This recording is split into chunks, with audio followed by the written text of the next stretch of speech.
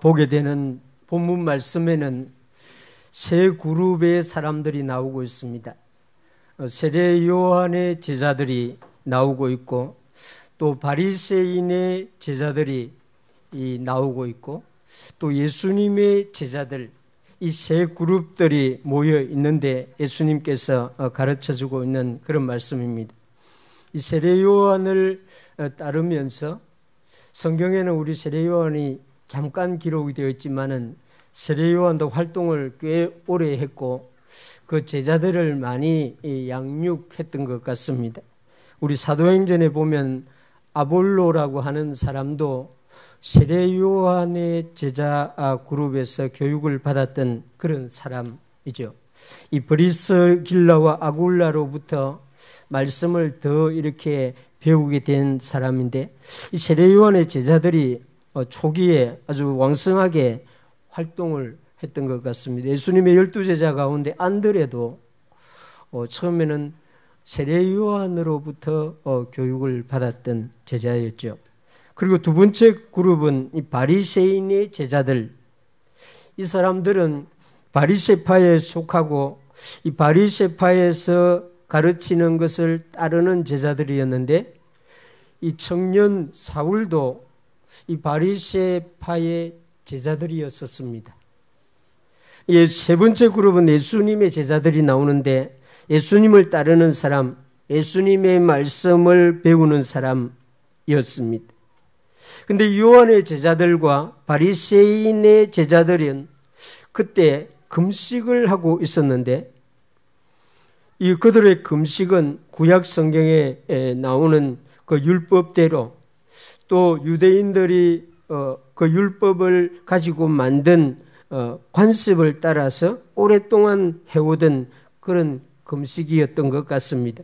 유대인이면 누구든지 당연히 금식을 해야 한다고 생각하는 그런 관습적인 금식을 하고 있었습니다. 그런데 예수님의 제자들은 그런 금식을 하지 아니하고 있었습니다.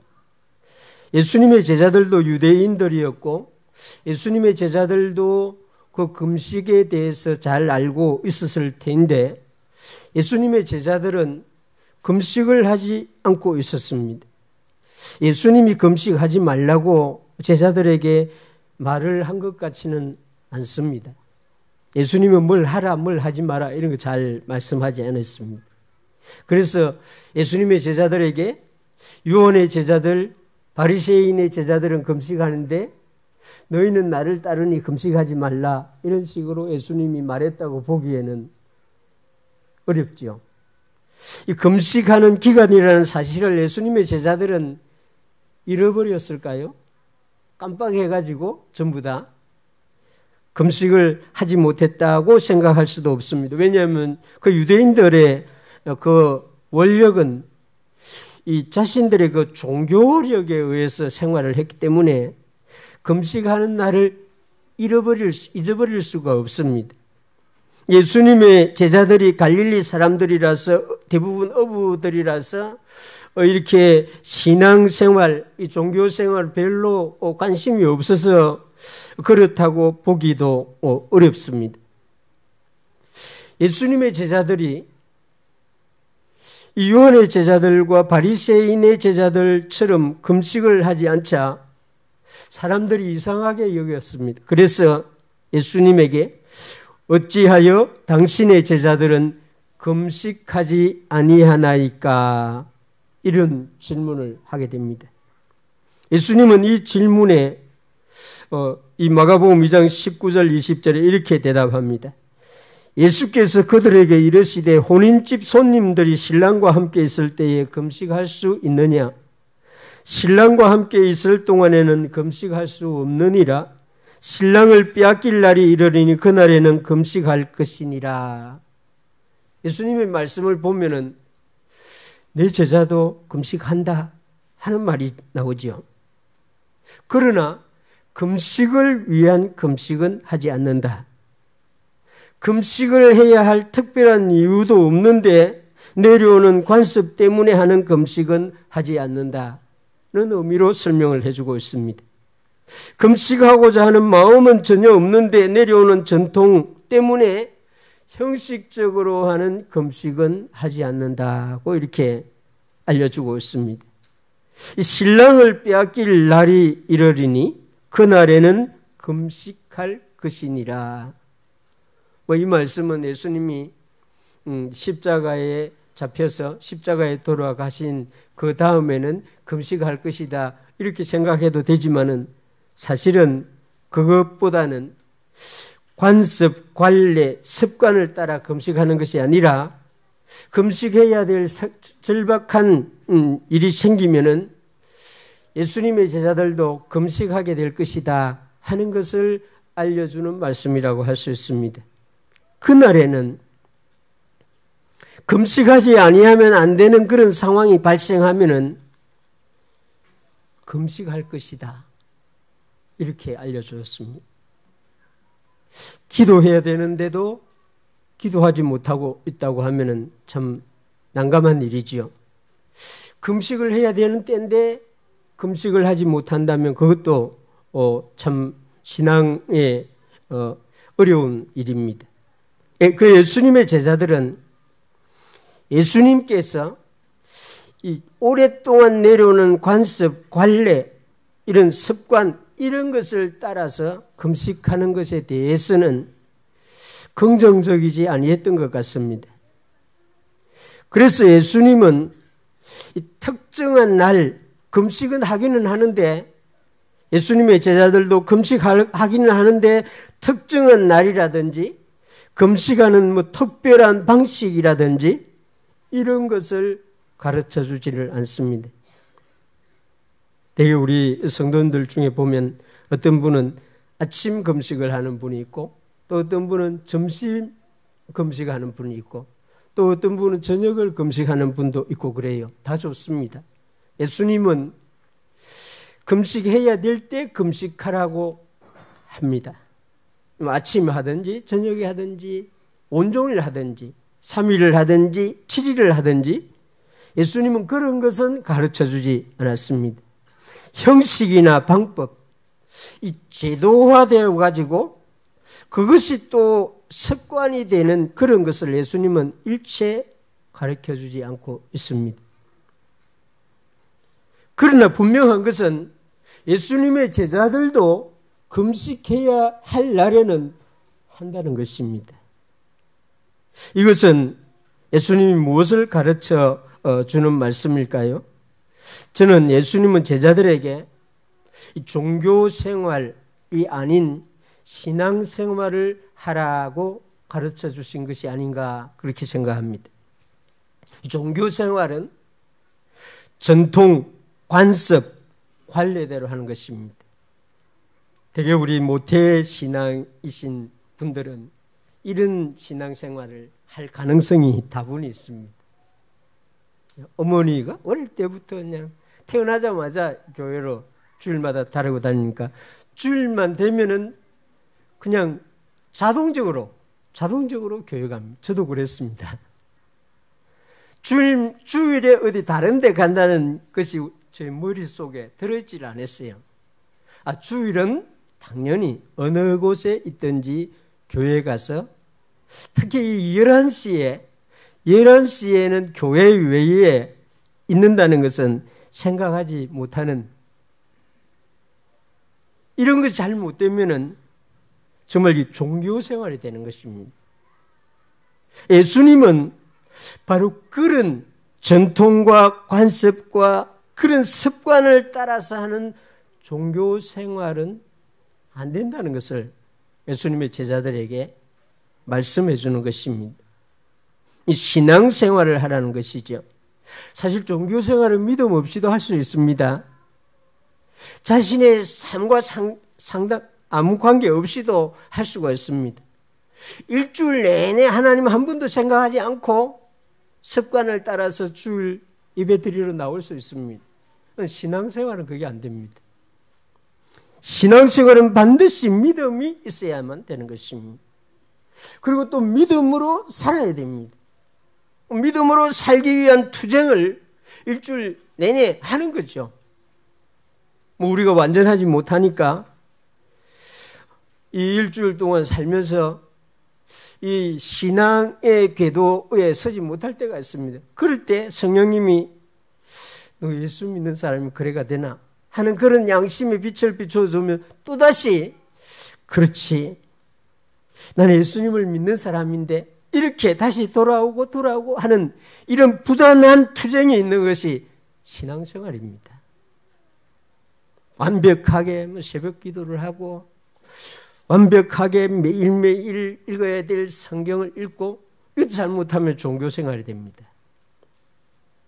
실수해서 또 성령님께 도움을 요청하고 또 부족해서 예수님을 붙잡고 이런 그 신앙의 투쟁이 있는 그런 생활이 신앙생활이 믿음으로 가능한 것입니다.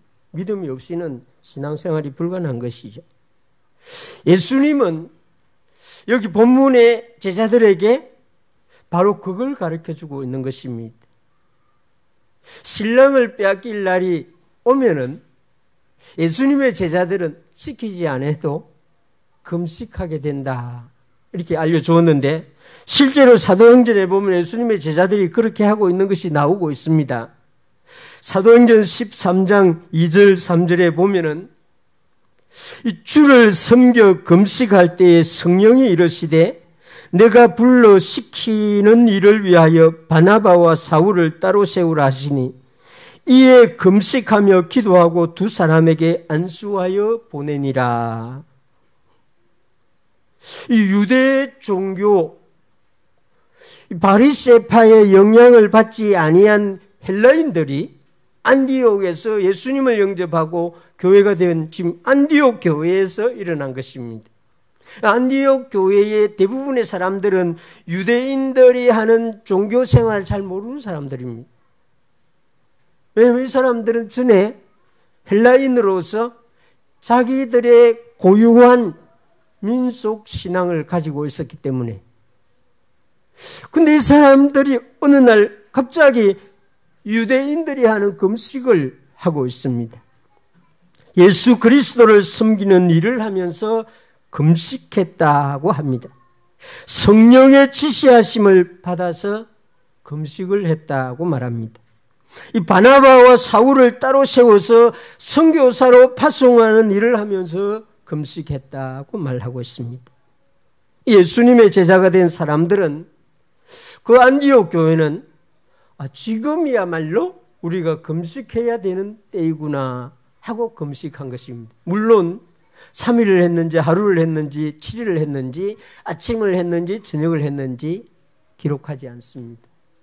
근데 분명한 것은 하나님 앞에서 마음과 뜻을 특별하게 정해서 하나님 앞에 온전히 기도해야 된다는 마음을 가지고 금식하며 기도했다는 것입니다.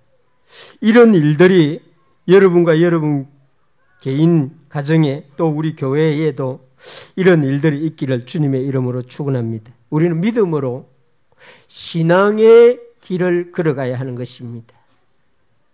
우리도 모르게 우리 몸에 우리 머리에 습관화된 그런 종교 생활을 하지 않으려고 힘을 써야 하는 것입니다.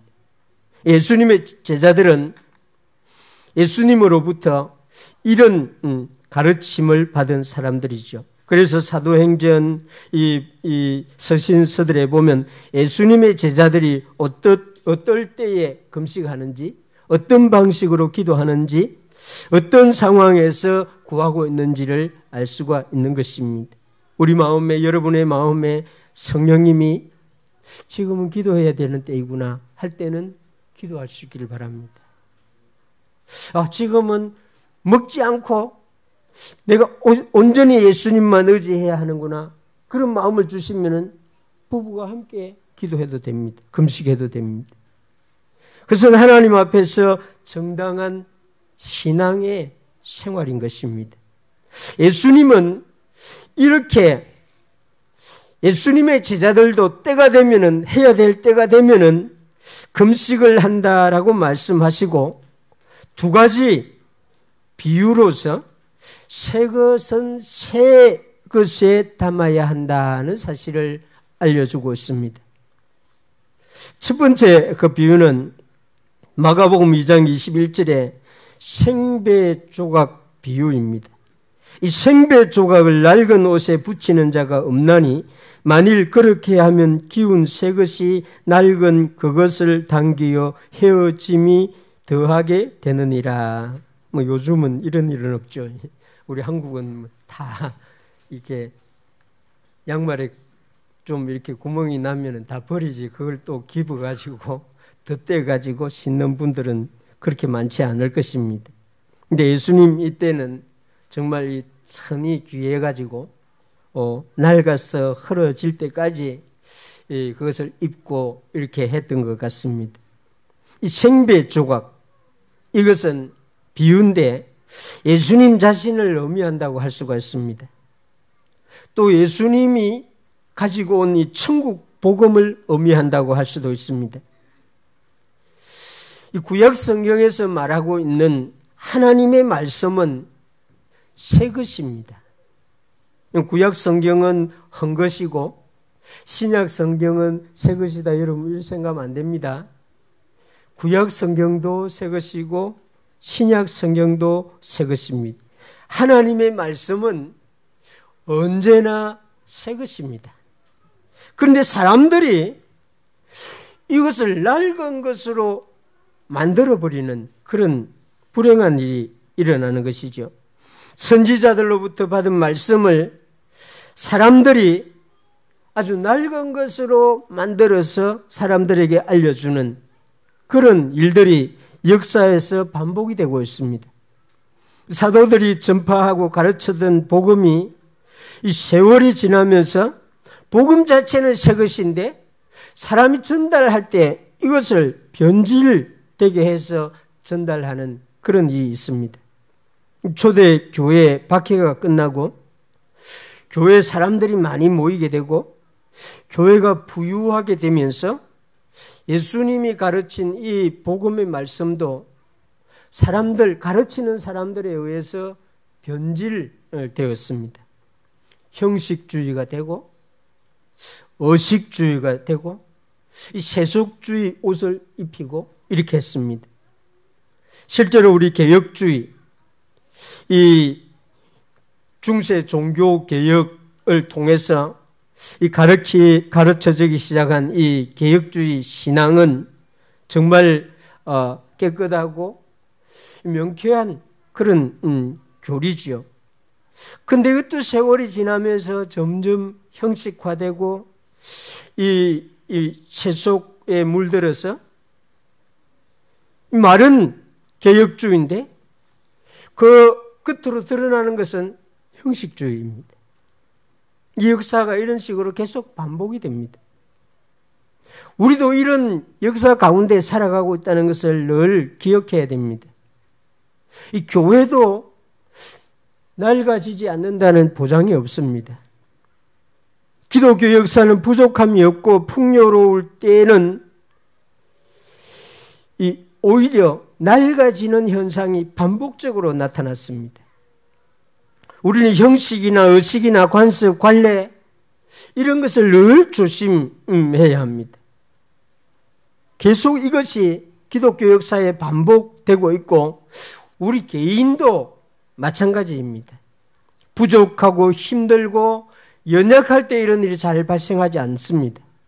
그러나 부족함이 없을 때에 이런 일들이 반복적으로 발생하고 있다는 사실입니다. 낡은 것은 새 것에 붙이려고 하는 이런 시도들, 이런 것이 이 기독교 역사의 불행한 일들입니다. 저는 개인적으로 이 한국 교회가 이 낡은 관습에 얽매이지 아니하려고 이렇게 몸부림치는 이런 것을 보면서 바람직한 일이라고 생각합니다. 젊은 세대들이 이 교회에서 기성세대들, 그 관습, 관례, 형식을 따라가는 것에서 벗어나려고 몸부림치는 이런 것을 저는 대단히 좋아합니다. 그런 일이 더 많이 발생해야 된다고 생각합니다. 예수 그리스도를 섬기려고 하는 진실한 마음이 있는 사람들은 이 낡아지는 것을 따라갈 수가 없습니다. 볼 수가 없습니다. 그래서 우리는 나이 먹어가는 우리는 이 자신이 가지고 있는 이 고정관념을 깨려고 부단히 힘을 써야 되는 것입니다. 그렇지 아니하면 예수님이 말하는 대로 이 생배 조각을 낡은 것에 깁는 일을 계속 반복하게 되는 것입니다. 진리의 복음을 붙잡아야 됩니다. 복음의 핵심을 벗어나면 절대로 안 됩니다. 그러나 그 진리를 나타내는 삶의 방식은 계속 새로운 모습으로 나타나는 것입니다. 예전의 것을 잡고 답습하게 되면 관습, 습관, 관례를 따라가게 되는 것입니다. 이 사도행전에 보면은 이 예수님의 제자들이 구약에서 하던 그런 형식을 전혀 하고 있지 않는 것을 볼 수가 있습니다. 예수 그리스도의 교회 안에는 이 유대 종교의 옷이 전혀 보이지 않습니다. 제사장의 옷도 없고, 이렇게 이 제사 드리는 그런 피도 없고, 뭐 물 들어오는데 물 손을 씻고 들어오는 것도 없고, 그렇습니다. 고린도후서 5장 17절에 보면 그런즉 누구든지 그리스도 예수 안에 있으면 새로운 피조물이라. 이전 것은 지나갔으니 보라 새 것이 되었도다. 예수님을 따르게 되면은 새 것이 되는 것입니다. 예수님의 제자가 되는 것은 곧 새로운 피조물이 되는 것입니다. 생배 조각이 되는 것이지요. 그렇기 때문에 예수님의 제자는 새로운 그것에 자신의 몸을, 자신의 마음을, 자신의 영혼을 담는 것입니다. 예수님의 제자들은 새로운 것으로 새로운 말씀에 자신을 기부해야 하는 것입니다. 관습, 전례, 전통, 의식 이런 것에 자신을 기우려고 하면 안 되는 것입니다. 전에부터 해왔으니까 새로운 것을 우리 청년들이 뭘 하려고 하면은 전에 해왔는데 왜 그래 하나? 이러면 벌써 그분은 생배 조각을 낡은 곳에 기부려고 하고 있는 그런 태도를 갖고 있는 사람입니다. 젊은이들이 하려고 하는 저것이 예수님께 영광을 돌리려고 하는 것인가 아닌가? 그걸 찾아야 되는 것입니다. 성령이 충만한 우리 SFC 운동원들이 주님께 영광을 돌리려고 하는데 뭐 그런 것 하고 있냐? 이러면은 그 사람은 생배 조각을 낡은 것에 붙이는 것이 되는 것입니다. 여러분들이 성령이 충만한 가운데 뭘 하려고 하면은 전에 하지 않던 걸 하게 되는 것입니다. 이것이 복음의 특징이고 우리 예수님의 특징입니다. 그래서 끊임없이 예수 그리스도와 사도들로 시작된 이 교회는, 그리스도인들은 끊임없이 새로워지는 그런 일이 나타나는 것입니다. 그렇지 아니하면은 교회는 고착화되고 관료화되고 이 가톨릭이 되고 정교회가 되고 구약의 제도를 따라가게 되고 이렇게 되는 것입니다.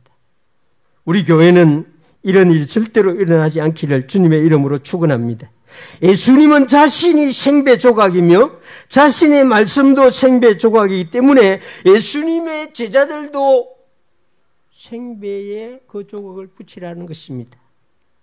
우리를 늘 새롭게 하여 주시는 성령님의 도움을 받아서 날마다 새로움을 가질 수 있는 예수 그리스도의 제자들이 되기를 주님의 이름으로 축원합니다. 두 번째는 비슷한 비유 같은데 그 내용은 비유 형식은 완전히 다릅니다. 새 포도주 비유입니다. 22절 보시길 바랍니다. 새 포도주를 낡은 가죽 부대에 넣는 자가 없나니 만일 그렇게 하면 새 포도주 부대를 덧더려 포도주와 부대를 버리게 되리라. 오직 새 포도주는 새 부대에 넣느니라 하시니라. 우리는 사실은 이 말씀을 잘 모릅니다. 그러나 이 문헌에 보면 이 예수님 당시 유대인들은 오랜 유목 생활, 양치는 이런 일들을 했기 때문에 이 물이나 포도주를 가죽 부대에 가죽을 이렇게 그 물통을 만들어 가지고 이 포도주를 담아 가지고 휴대를 했다고 합니다. 근데 우리 어머니들 중에는 그거 잘 알 겁니다. 이 토마토나 오이나 이런 거를 병 안에 넣고 그걸 또 이렇게 뭐 절이면은 거기서 발생하는 가스로 인해서 병뚜껑이 이렇게 튀어나가는 그런 현상이 있죠. 이 포도주도 그렇다고 합니다. 그래서 이 포도주를 넣는 가죽은 새 가죽이 되어야 된다는 것을 예수님이 지금 말하고 있는 것입니다. 그런데 이것은 예수님이 실제로 가르치려고 하는 것은 예수님의 복음, 하나님의 말씀과 사람의 교훈을 섞지 말라 하는 것을 가르쳐 주는 것입니다. 예수님의 제자들이 이 복음을 전했던 초기 시대 1세기 말에 가장 큰 문제가 되었던 것이 이 사도 바울과 전도자들이 복음을 전할 때에 굉장히 심각한 문제가 발생했는데 사도행전에 보면 그게 나타나고 있습니다. 그들은 다 유대인이었죠. 그래서 가는 도시마다 유대인들의 공동체 회당이 있었습니다. 그래서 그 회당에 가면은 말할 수 있는 그런 기회가 주어져요. 선생님이 가면은 지금은 뭐 아무나 설교를 우리 한국에 못하지만은 회중교회는 지금도 그래 합니다. 누구든지 나와서 말씀을 전할 수 있는데 바울도 그런 자유로운 그 회당에 가서 예수님의 복음을 전하는 일을 했습니다. 복음 전하기가 쉽다고 생각하고 그렇게 한 것이죠. 그런데 거기에서 부작용이 발생합니다. 두 가지로. 하나는 예수님의 복음을 전해놓고 나니까 그 듣는 유대인들이 사도 바울과 전도자를 이단이라고 박해를 합니다. 전혀 자신들이 알고 있던 것과 다른 걸 가르치니까 핍박, 박해, 고난 이런 것을 거의 그 해당 유대인들로부터 당하죠. 두 번째는 복음이 전해져서 이 예수님을 믿게 된 사람들이 모였는데 그 유대인 율법을 이렇게 추종하는 사람들이 율법을 가지고 그 복음에 섞으려고 하는 일들이 발생합니다. 그래서 사도행전 오랫동안 그랬습니다. 이 오랫동안 유대인들의 박해와 율법으로 인해서 복음이 순수한 예수님의 복음이 어려움을 당하는 그런 일이 발생했죠. 이 새 포도주와 낡은 부대가 만났을 때 발생하는 문제, 이것은 사도행전에 보면 알 수가 있습니다. 여러분들이 잘 알아야 될 것은 기독교 외에 다른 모든 종교들은 교리를 서로 교환할 수 있습니다. 힌두교의 교리 가운데에 가장 핵심적인 교리가 윤회설입니다.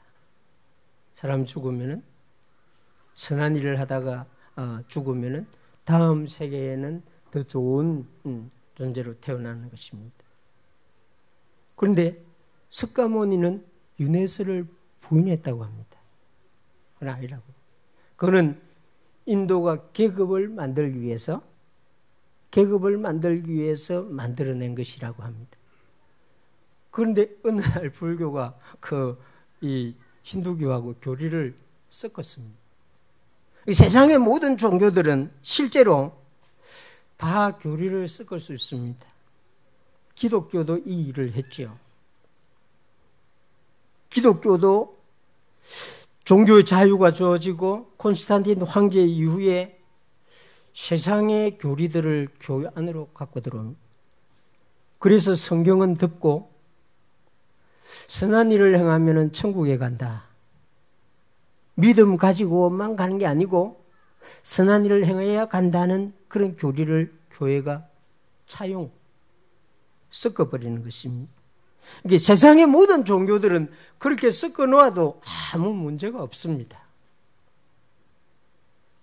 그래서 뭡니까? 우리 한국에 있는 이런 이 토착 신앙하고 유교하고 섞어가지고 제사 이런 거 만들어내는 거예요. 이 사실이 우리 종교를 설명하는 분들 들어보면은 뭐 죽은 조상에게 제사 지내고 이거 원래 그 종교가 아니래요.